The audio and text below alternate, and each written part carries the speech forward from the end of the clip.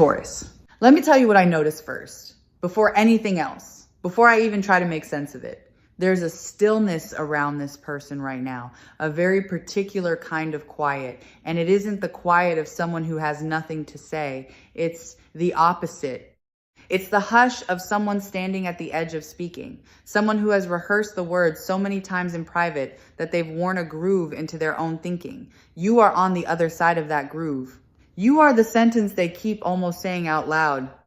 And what strikes me sitting with this is how much feeling is being held in such a small, still space, like a room that looks empty, until you step inside and realize the air itself is charged. So let's stay here for a moment, because I want you to understand the difference between a person who is cold and a person who is careful, and this person is careful. That distinction matters more than almost anything I could tell you today. Coldness has no pulse. Carefulness has a racing one. When someone holds back out of indifference, there's nothing underneath the surface, no current, no heat.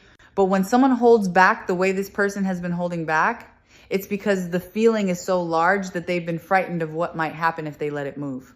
They weren't protecting themselves from you. They were protecting you from the full weight of what they carry, because some part of them worried it might be too much, too soon, too intense to hand to someone all at once. And here is where the picture starts to shift, because I'm sensing that the holding is ending, not slowly, not gradually leaking out over a long stretch of hesitation. Something in them has made a decision. And once this kind of person decides, they don't tiptoe back from it. I want you to feel the texture of that decision, because it's not impulsive. It has the calm of something long considered. It's the calm of a person who has finally stopped arguing with themselves and has landed fully on the side of you. Let me show you what the holding back actually looked like from the inside, because I think you've been reading it wrong. You may have interpreted their distance as disinterest. You may have watched them pull inward and assumed you were losing them, but what was actually happening was a kind of gathering. Picture someone standing very still while an enormous wave builds behind them. They aren't frozen because they feel nothing. They're braced because they feel everything, and they're waiting for the right moment to turn and let it carry them forward. That's what the quiet was. A brace before a movement. A held breath before a plunge. I keep coming back to their hands. Oddly enough, not literally, but energetically, there's this sense of hands that have reached toward you and then stopped, reached and stopped, over and over. The way you might reach for something precious and pull back for fear of leaving fingerprints on it. This person has treated the idea of you with a strange reverence.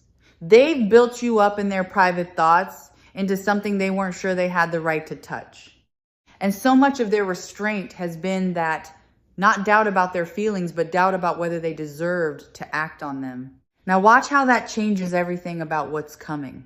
When someone finally decides they do have the right, when the reverence stops being a cage and becomes a reason instead, the restraint doesn't just loosen, it reverses. All that pent energy has to go somewhere. All those reached and pulled back gestures start completing themselves. The person who couldn't bring themselves to say the smallest thing becomes the person who can't stop themselves from saying the biggest one. This is the turn I feel happening. And I feel it happening not in some far off abstract sense, but close, near, almost within arm's reach of where you are right now. There's a warmth I want to name specifically, because it's easy to talk about love in vague floating terms, and I don't want to do that with you. This warmth is directed, it has your name on it. When this person thinks of you, something in them softens in a way it doesn't soften for anyone else, and they know it, and that knowledge has become a little frightening to them, because it means you've become important in a way that can't be undone. You can walk away from someone who's mildly interesting. You cannot easily walk away from someone who has quietly rearranged the furniture of your inner life, and you have rearranged theirs. Let me sit with the word holding itself for a moment, because the title of what we're exploring together turns on it. To hold something back is to have your hands already full of it. You cannot hold back what you do not possess. So the very fact that there was something to restrain tells you everything about what was already there. The feeling existed first. The restraint came second, as a response to how strong the feeling had already become. People don't build dams across dry riverbeds. The dam is proof of the water.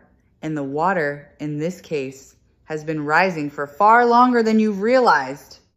This is the kind of insight that Sarah Angel Tarot exists to bring to the surface for you, the things underneath, the truths that live one layer below what a person shows the world. Because so often what we witness on the outside is only the smallest visible edge of what someone actually carries. And the whole art of a reading like this one is learning to sense the shape of the rest. I want to tell you about the quality of their attention. Because attention is where love lives before it ever becomes words. This person notices you. They notice things about you that you assume no one sees. The small shifts in your mood that you think you hide well, the way you go quiet when something's wrong, the particular thing that makes your face open up when you're truly happy, they've cataloged you. They've been studying you with the devotion of someone learning a language they intend to speak fluently for a very long time. And people do not study what they intend to leave. You do not memorize the map of a place you're only passing through. Here's something tender I'm picking up, and I want to hand it to you gently. There's a specific memory this person keeps returning to. A moment between you that might have seemed ordinary to you, unremarkable even, something you might not have flagged as significant at all. But for them, it became a kind of anchor. They replay it. It's the moment they point to privately when they explain to themselves why they can't let go. You may never know exactly which moment it is, but I want you to understand that somewhere in your shared history, there's an instant you gave away without thinking, and they picked it up and have been carrying it in their pocket ever since. Let me widen the lens, because I don't want you to think this feeling in them is fragile or uncertain. It isn't. What I'm sensing has weight and root. This is not a passing infatuation that will evaporate the moment something shinier crosses their path. Infatuation is loud and shallow. What this person feels is quiet and deep. And quiet, deep things don't blow away in the wind. They've had time to test their own heart. They've had every opportunity to talk themselves out of you. And they've tried. And it didn't work. And at some point, they stopped trying. There's a kind of surrender in that. Not defeat, but the peaceful surrender of someone who has stopped fighting a truth that was never going to lose. I keep sensing a phrase forming in them, something they want you to know, and it isn't dramatic. It isn't a grand declaration full of fireworks. It's simpler and steadier than that. It's more like, I've made room for you. I've cleared a space and it's yours, and I'm not going to fill it with anyone else. That's the emotional reality underneath whatever words eventually come out. This person has been, in a very real way, keeping a seat empty for you, refusing to let anyone else sit down in it. And the reason they're done holding back is that keeping the seat empty in silence has finally started to feel dishonest to them. They'd rather tell you the seat exists than keep guarding it in secret. There's a shift in their courage I want to trace for you, because courage isn't a single thing that arrives all at once. It builds in stages, and I can feel the stages this person has moved through. First, there was the stage of admitting it to themselves, which took longer than you'd think. Then the stage of admitting it to someone else, a friend maybe, a confidant, someone they trusted enough to say it out loud to, for the first time, and saying it out loud, made it real in a way that couldn't be walked back. And now there's the final stage, the one they're standing in right now, the stage of being ready to bring it to you directly. Each stage required more nerve than the last, and they've climbed every one. Notice how different this feels from someone who leads with their heart carelessly. There are people who fall fast and speak faster and mean less. This is not that. This is someone who moves slowly, precisely because they take it seriously, and the slowness you may have found frustrating is actually the strongest evidence of how much it matters to them. Fast is cheap. Slow is expensive. This person has been spending something to arrive at you, and they've been willing to pay it. And that willingness is itself a form of love that doesn't always get recognized as such. I want to talk about what they see when they look at their future, because this is where the holding back really dissolves. When this person imagines the shape of the years ahead, you're in the picture. Not as a maybe, not as a question mark, but as a settled presence. They've done the private work of picturing an ordinary life with you, woven through it the small, unremarkable days, the mornings, the routines, the quiet in-between hours that make up most of a life. And here's the thing about that kind of imagining. You don't do it about people you plan to release. You only build detailed futures around people you intend to keep. The fact that they've been decorating tomorrow with you in it tells you exactly how permanent their intentions have become. Let me name a fear they've carried, because naming it dissolves some of its power. They've been afraid that they feel more than you do. That's been part of what held them still, the worry that if they revealed the full size of their heart, they'd be standing there exposed while you looked at them with something less than what they were offering. This is one of the oldest fears in the world. The fear of loving unequally, of being the one who cares more. And what's beautiful about where they've arrived is that they've decided it's worth the risk anyway. They'd rather offer everything and find out than keep everything hidden and never know. That decision to risk being the one who feels more is one of the bravest things a cautious person can do. There's something I find deeply moving about the way this person has protected your dignity even in silence. They've never made you a subject of gossip. They haven't reduced you to a story they tell to entertain other people. Whatever they feel, they've kept it clean, kept it respectful, kept your name safe in their mouth. And that matters, because it tells you the character of the person whose feelings are about to surface. This isn't someone who wants to conquer you or collect you. This is someone who wants to honor you. The love that's been holding itself back is a love with good manners. A love that has been waiting for permission rather than trying to take anything from you by force. I'm sensing that something you did recently, some gesture, some word, some small act of warmth on your part landed on them harder than you'd guess. You may not have thought twice about it, but to someone who has been quietly hoping, the smallest sign of openness from you can feel like a door swinging wide. It's possible that you, without meaning to, gave them the exact permission they'd been waiting for. That a moment of ordinary kindness from you was read by them as a signal, and that signal is part of what tipped them from holding back into moving forward. Your gentleness has more power over this person than you realize. Let me draw out something about timing without pointing to any particular day, because the timing of this isn't accidental. This person waited until they were sure, not sure of you, but sure of themselves. They didn't want to come to you half-formed, still wobbling, still unsure whether they'd change their mind. They wanted to arrive solid so that when they finally opened up, you could trust it. So that you'd never have to wonder if they'd wake up tomorrow and take it back. The wait, in other words, was a gift they were preparing for you. They were making themselves into someone whose word you could lean on before they ever gave you their word. Here's a truth that lives underneath the whole situation. This person doesn't just love you. They respect the version of themselves that they become around you. That's rarer and more important than it sounds. Some people are drawn to who they are when they're with someone. This person is drawn to who they get to be. You bring out a steadiness in them, a generosity, a softness they don't always have access to on their own. And that means their attachment isn't only about you as a separate object of desire, it's about the person they get to be in your presence. That's the kind of love that lasts, because it's woven into their sense of their own best self. I want to acknowledge something you might be feeling on your side, because this isn't only about them. You may have grown tired of waiting. You may have started to build walls of your own, started to protect yourself from a hope that seemed to keep not arriving. If that's true, I want to gently invite you to notice those walls, because the thing you've been bracing against isn't rejection, it's the arrival of exactly what you wanted.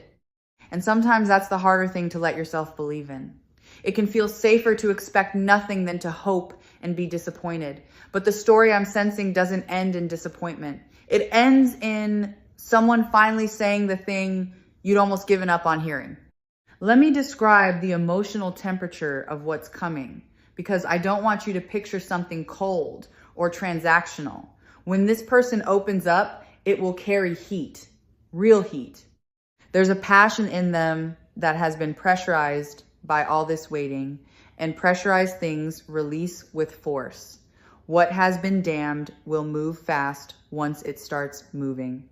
I don't mean that in an overwhelming way. I mean that the tenderness, when it finally reaches you, will feel unmistakable. There will be no ambiguity in it. You won't have to squint to see whether they mean it. It will be clear the way sunlight is clear, filling the whole room at once. I keep noticing how much this person wants to be known by you, not just to know you. There's a longing in them to be seen accurately, to have you understand who they really are beneath whatever face they wear in the world. They want to lower the guard, they keep up for everyone else and let you all the way in. And that's a specific kind of intimacy that has nothing to do with grand romance and everything to do with trust, the desire to be transparent to one particular person, to have at least one place in the world where they don't have to perform. They've chosen you as that place. You are where they want to finally be able to exhale. There's a quality of gratitude in them that I find striking. This person feels lucky, not entitled, not owed, but genuinely fortunate that someone like you exists and that your paths crossed at all. And that gratitude is going to shape the way they come to you. They won't arrive demanding, they'll arrive thankful. There's a humility underneath their feeling that keeps it from ever curdling into possessiveness. They don't want to own you. They want to appreciate you out loud every day in ways they've only been able to do silently until now. The holding back was in part the sound of gratitude that had nowhere to go. Let me tell you about the way they think of your happiness, because this is the clearest sign of the real thing. This person has caught themselves more than once wanting good things for you that have nothing to do with them, wanting you to succeed in the areas of your life they aren't even part of, wanting you to feel proud of yourself, wanting you to be at peace, wanting your days to go well, whether or not they're there to see it. That's the fingerprint of genuine love, when someone's care for you extends beyond their own role in your story, when they'd be glad for your joy, even in a version of events where they don't benefit from it. That selfless strand runs all through what I'm feeling from them. Now, I want to speak to the part of you that's skeptical, because you may be listening to all this and thinking it sounds too good, thinking surely it can't be this straightforward.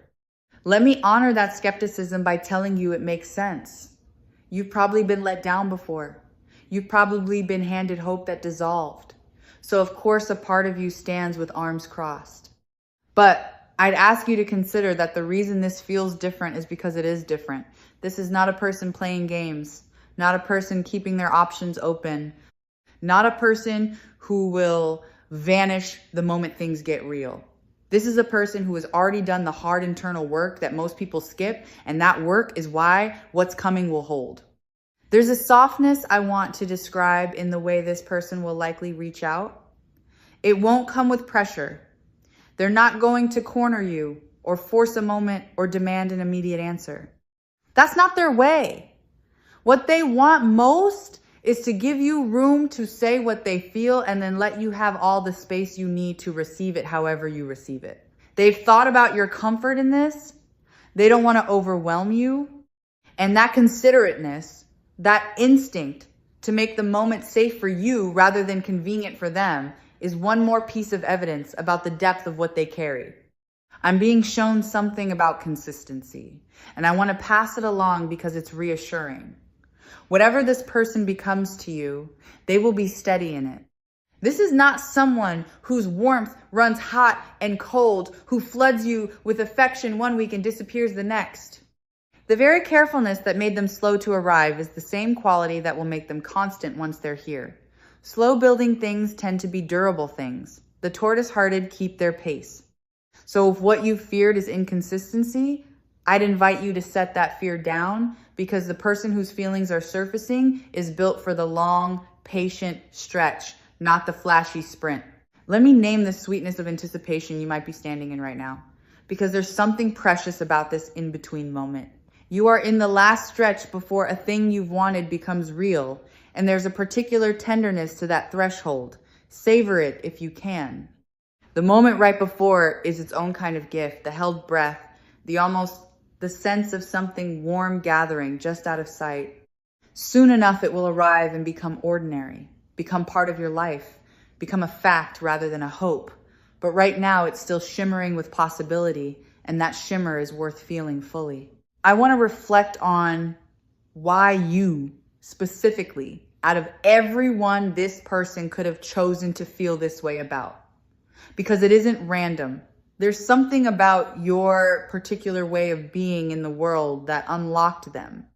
Maybe it's a genuineness in you, a lack of pretense, a way you have of being real that made them feel they could be real too. Maybe it's a strength they admire, or a gentleness, or a resilience they've watched you carry. Whatever it is, you didn't win them over by performing, you won them over by being yourself, which means you'll never have to keep up an act to keep them. The you that drew them in is the you that gets to relax completely once they're close. This is the sort of clarity that Sarah Angel Tarot is here to offer you when the situation feels murky and you can't tell which signals to trust, a steadier read on what's real, a way of separating the genuine current from the noise. Because sometimes the hardest part isn't the waiting, it's not knowing whether the waiting means anything. And the answer, in your case, is that it does. I'm sensing this person has been more affected by your absence in whatever form that absence takes than they'd ever admit casually. When you're not around, there's a specific quiet in their world that they've come to associate with you being missing from it. They notice the gap. And noticing the gap is one of the surest signs that someone has become woven into the fabric of a life you feel the hole where they'd be, even before they've fully arrived. This person has been feeling your shape as an absence, which means part of them already treats your presence as the natural state of things and everything else as the deviation. Let me touch on the way they'll want to make up for lost time, because there's a bit of that energy in the mix. Some regret, gentle regret about how long they took. A wish that they'd found their courage sooner. And that regret will likely translate into a kind of eagerness once things open, an eagerness to not waste any more of the time they have. People who've kept themselves waiting often become the most present partners precisely because they know the cost of hesitation and they don't want to pay it twice. The lost time won't be a wound between you.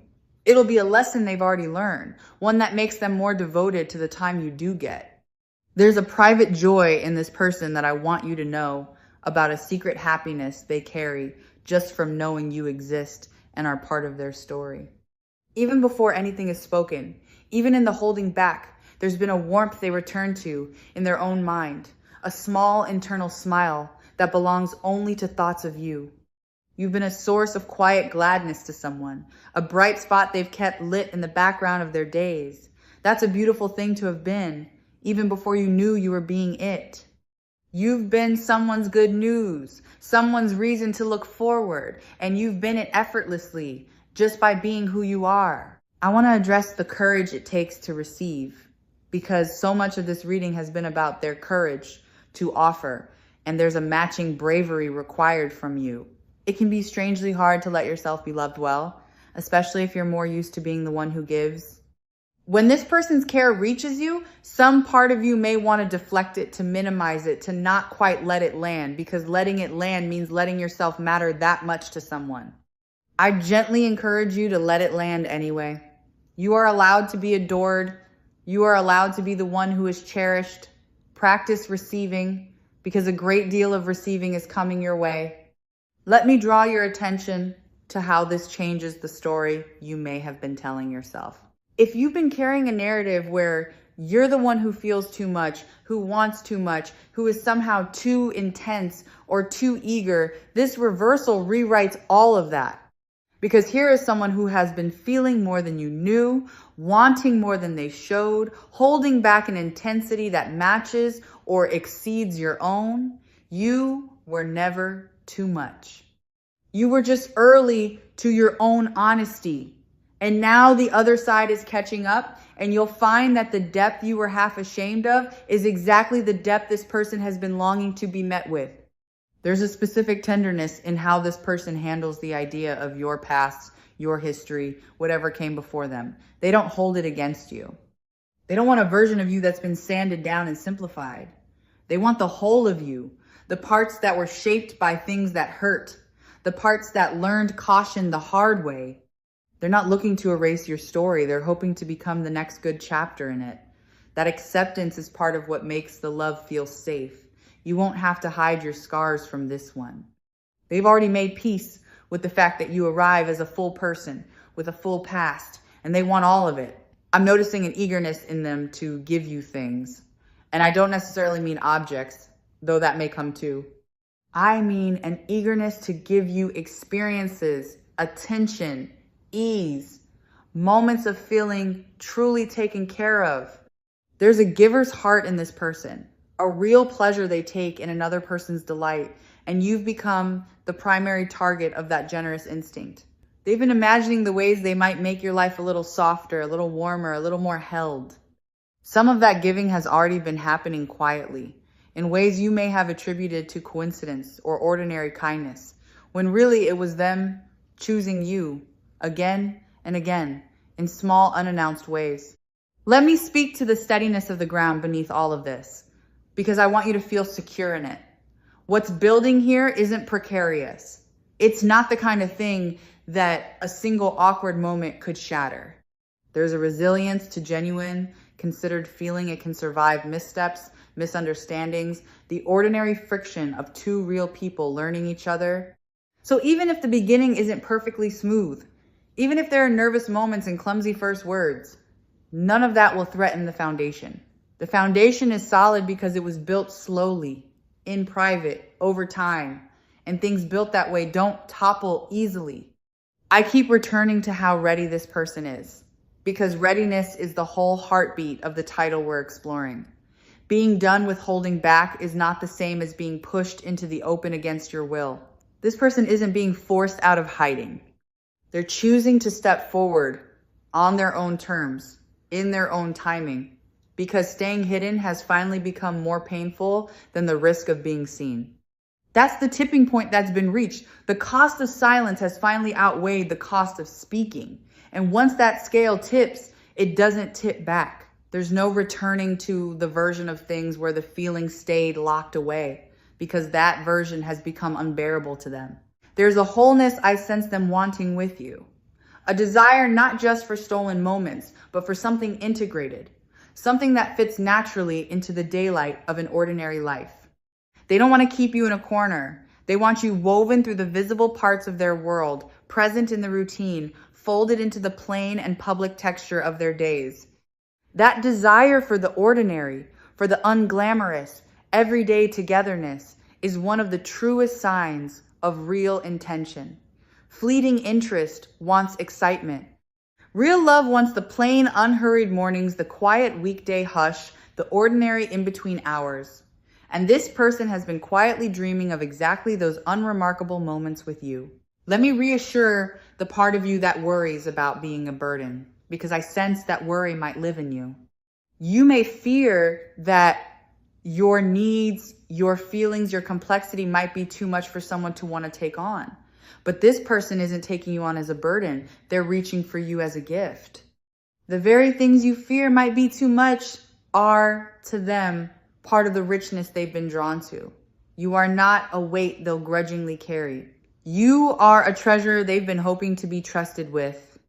There's a difference between someone who tolerates your depth and someone who is thrilled by it. And this person falls firmly, unmistakably into the second category.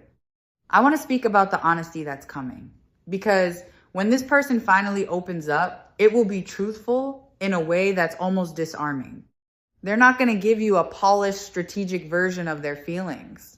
They're going to give you the real thing, unguarded, maybe even a little vulnerable and raw. And that rawness is a compliment. It means they trust you enough to be imperfect in front of you, to not have it all figured out, to let you see them without armor. Receiving someone's honest uncertainty is more intimate than receiving their confident performance. And what's coming toward you is the honest kind, the kind that trembles a little because it's real. There's something I notice about how this person has grown while they waited, and it's worth naming. The waiting wasn't wasted on them. They used it. They became more sure of what they want, more clear about their own heart, more capable of showing up well. The person arriving at your door now is a more evolved version than the one who first started feeling this way. So even if you find yourself wishing they'd come sooner, know that the delay refined them. You're getting a better, steadier, more self-aware version of this person than you would have gotten had they rushed. The wait improved the gift. Let me point to the mutuality that's possible here, because this isn't meant to be a one-sided arrangement where they pour out and you simply receive. What I sense is the possibility of genuine reciprocity, two people finally able to meet each other at the same depth.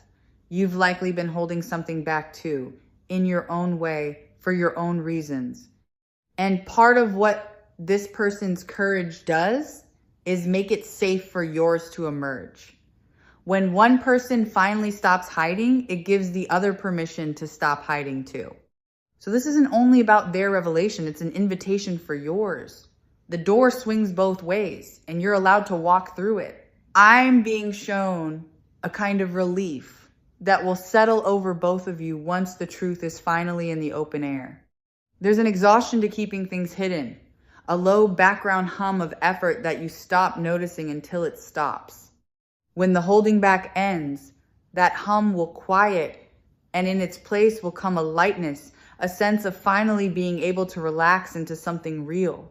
You may not have realized how much energy you've been spending on uncertainty until the uncertainty lifts. And when it lifts, you'll feel it, a loosening in your shoulders, a settling in your chest, the particular peace of no longer having to wonder. Let me speak to the way this person will remember this whole chapter later, because they will remember it. Years from now, this stretch of holding back and finally letting go will become a story they tell, a story about the time they almost stayed silent and then found the courage not to. And you'll be the reason the story has a happy ending. You'll be the person who is worth the risk. There's something lovely about becoming the answer to someone's private question of whether they should have been brave, and you are that answer. Your existence made their courage worth it. You turned their leap of faith into a soft landing. I want to acknowledge the sacredness of being chosen, because that's really what's happening beneath all the particulars. Out of all the people this person could have oriented their heart toward, they've oriented it toward you. That's not a small thing. A human heart is a limited resource, and where someone chooses to spend it says everything about what they value. This person is choosing to spend theirs on you deliberately, with their eyes open, knowing exactly what they're doing. You've been selected not by accident, not by default, but by genuine preference. And there's a quiet dignity in being someone's genuine preference and knowing you were wanted on purpose. As this reading draws toward its close, I hope you'll carry away the central thing, which is that the silence you may have found so hard to interpret was never emptiness, it was fullness waiting for a door. Everything I felt from this person points in one direction toward you, and the direction has only grown more certain with time. If Sarah Angel Tarot has helped you see even a little more clearly what's been unfolding beneath the surface, then let this be the part you hold on to. You are loved more than you've been allowed to know, by someone who is finally ready to let you know it. So let yourself soften now. Let yourself believe, just a little, in the version of things where the person who couldn't quite say it finds their voice, where the held breath is finally released, where the love that lived in the quiet steps out into the light and reaches you at last. You've waited well. You've been patient in ways you weren't always given credit for. And what's arriving is not a maybe, not a someday. It's a warmth already on its way towards you, carried by someone who has decided, fully and finally, that you are worth every word they've been saving. Receive it gently. It was always meant for you.